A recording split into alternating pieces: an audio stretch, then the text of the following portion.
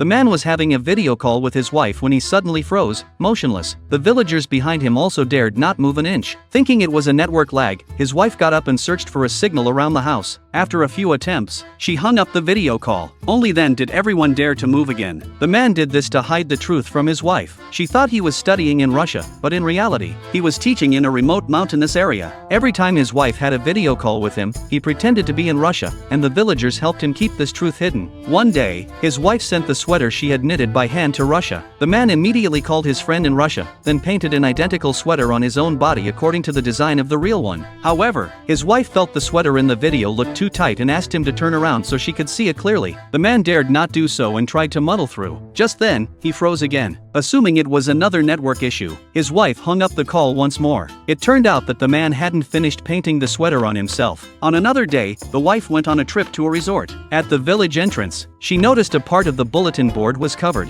When she tore off the cover, she was shocked to see her husband's photo on it. She went to her husband's office, and the villagers were stunned when they saw her. One person quickly put on a golden wig to disguise themselves, while another tried to send a warning but was caught immediately. The wife looked around the room and saw it filled with items related to Russia, only to realize this was all set up by her husband to deceive her. On her way to find him, she saw paintings done by her husband hanging along the road. This once backward mountain village had now been transformed into a resort. When she finally stood in front of her husband, her anger had long dissipated. She understood that her husband had come here to help the poor. In the end, she decided to support his cause.